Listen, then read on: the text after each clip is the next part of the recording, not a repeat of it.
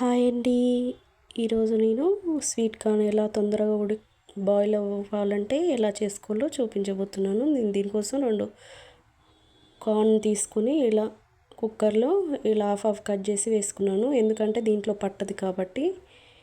మీరు కావాలంటే గిన్నెలో ఉడకబెట్టుకోవాలంటే అలానే పెట్టేసి ఉడకబెట్టేసుకోండి. నేను దీంట్లో 4 వేసిన తర్వాత దాంట్లో మునిగేంత వరకు వాటర్ని వేసుకుని దాంట్లో 1.5 స్పూన్ వరకు సాల్ట్ని వేసేసుకుని మూత పెట్టేసి 3 విజిల్స్ వచ్చేంత వరకు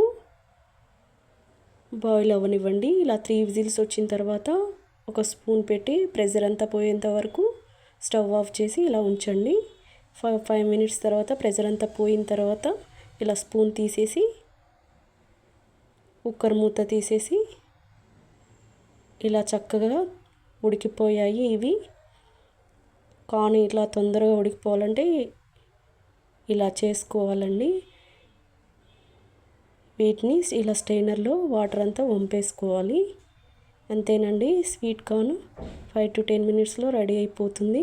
మీరు స్పైసీగా తినాలనిపిస్తే కారంగా కొంచెం కారం కానీ నిమ్మకాయ పిండుకొని ఇలా చల్లుకొని తినేసేయచ్చు.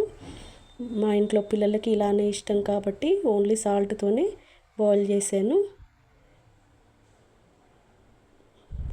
ఈ వీడియో కనుక మీకు నచ్చినట్లయితే ప్లీజ్ సబ్స్క్రైబ్ చేసుకోండి, లైక్ చేయండి. Thank you for watching.